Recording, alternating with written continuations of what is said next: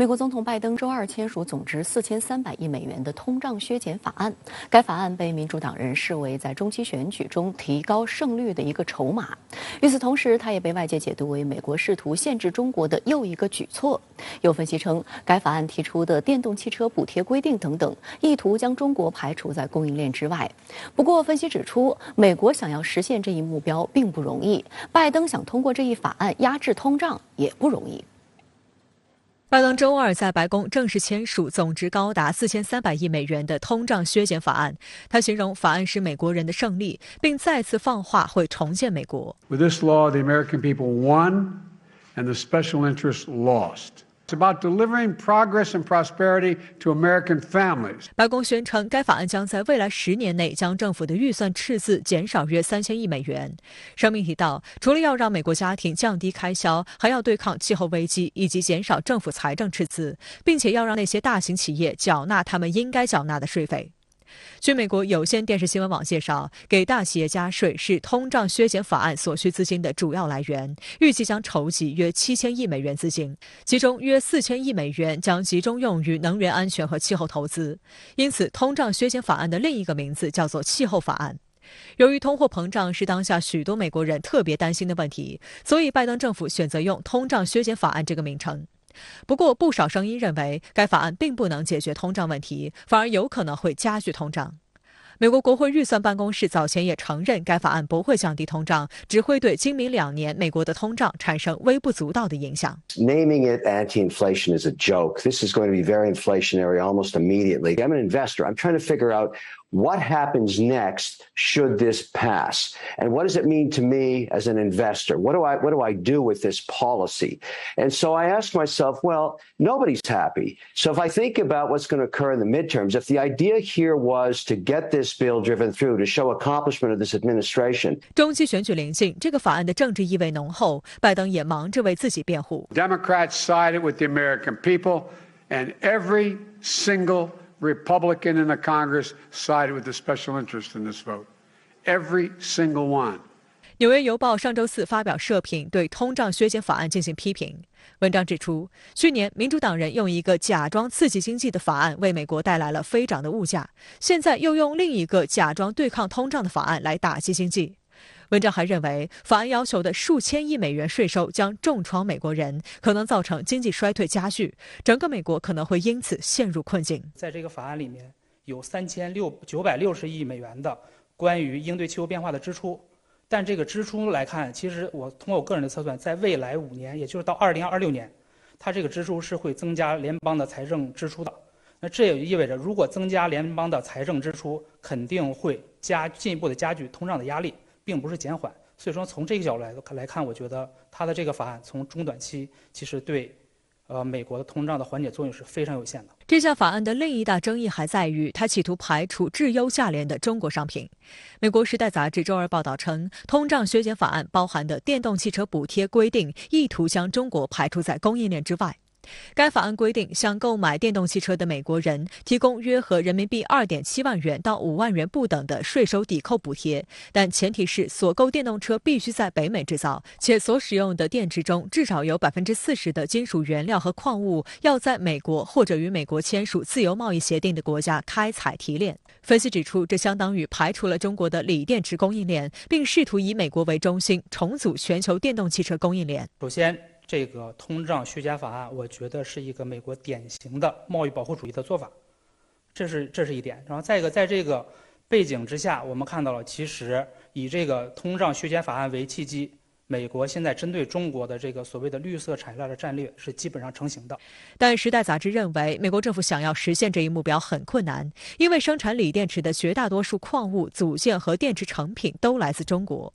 海关统计数据显示，中国2021年锂电池出口额为284.28亿美元，其中美国以49.75亿美元成为中国锂电池最大的出口市场之一。美国汽车创新联盟首席执行官约翰·博泽拉也认为，虽然税收抵扣优惠的出发点是帮助美国工业基础转型，但是大多数电动汽车都无法获得这一优惠政策的支持。对于美国本土企业来讲，我觉得一方面啊，肯定是有利于促进它培养的一个产能啊，包括企业的升级换代啊，向绿色产业去发展等等，这是一方面。但同时，它如果接受政府补贴的话，那也会影响它的产业链的布局，这也是一个问题。所以说，对它的产业政策的掣肘还是比较大的。相关话题来连线特约评论员孙兴杰。孙先生您好，美国国会通过了通胀削减法案，其中主要的内容涉及到气候和能源，您有什么样的观察？这个关于削减通胀的法案，其实跟通胀并没有什么关系，甚至会加剧通胀。为什么会挂羊头卖狗肉呢？主要还是政治诉求。目前美国的通胀率高企，以削减通胀作为噱头，容易获得支持。事实也证明，这么命名也不过只是获得了民主党的支持。国会的投票依然是按照党派来划界的，共和党不同意，民主党同意，并没有跨过政党的边界。当然，在舆论上呢，拜登总统可以将这一法案作为抗击通胀的一部分，也是为了11月的中期选举造势。从这个角度来说，几千亿美元的法案也是为了选举服务的。无论效果如何，可以肯定的一点是，这个跟通胀几乎没有关系。这个法案落地实施，到最后见到效果，通胀周期可能早就过去了。从法案本身的内容来看，其实是拜登政府的能源新政，它真实的名字应该是能源安全与气候变化投资法案。气候变化议题是拜登竞选的时候提出的4大施政的议题之一，执政已经快过半了，应该有实际行动了。当然，拜登政府上台之后推翻了特朗普政府的一系列的能源政策，以至于俄乌冲突爆发之后，能源价格暴涨，高油价其实也是美国通胀的重要的原因。抑制了化石能源的开发，那就需要替代性的选择。经济社会发展还是需要能源来支撑的。拜登的能源新政能否成功，关键就是看能不能找到替代性的能源。全球气候变化造成的灾害愈演愈烈，减排是大趋势和大方向。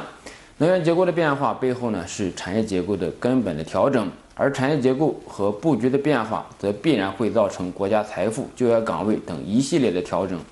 拜登政府应对气候变化战略呢，最终还是聚焦于美国在清洁能源产业中的主导地位。这一法案的根本目标也就在于此。在清洁能源的投资中，中国已经超过了美国，光伏、风力发电等等，这些中国取得的进步呢，也是随处可见。中国在相关产业的优势地位也是非常的明显。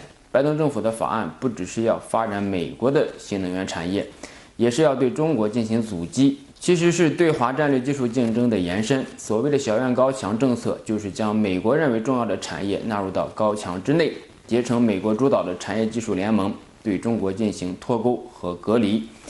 拜登政府的法案其实包含了非常明显的排他性的条款，政府提供的购车补贴必须在北美制造，电池至少有40%的金属原料和矿物要在美国或者与美国签署自由贸易协议的国家开采提炼。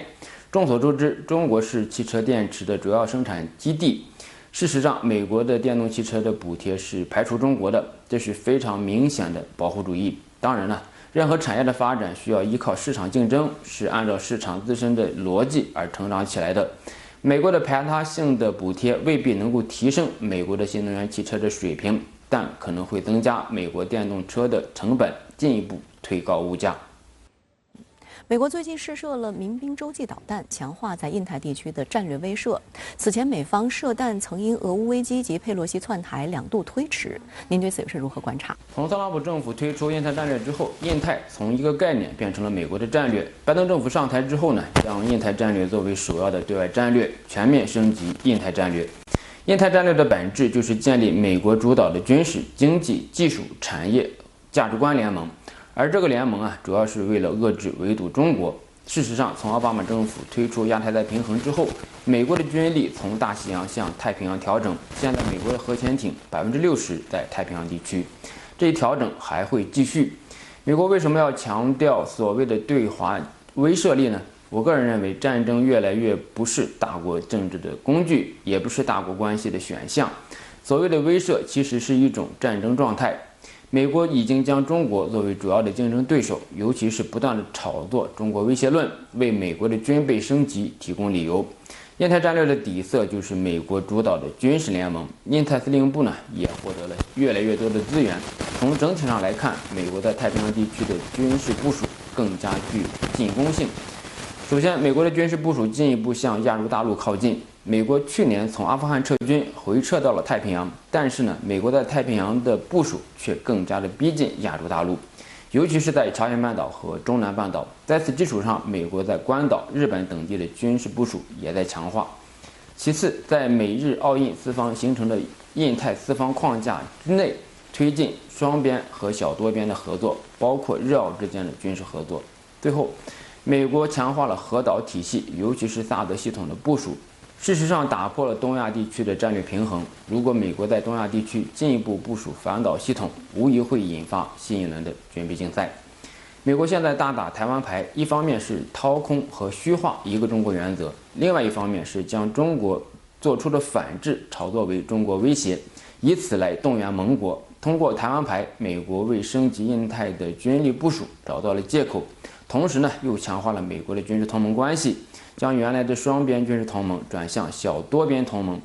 对于美国的印太战略，我们需要更加全面的审视，从军事、经济、外交等多个方向进行应对，化解美国印太战略对我国的挤压和围堵。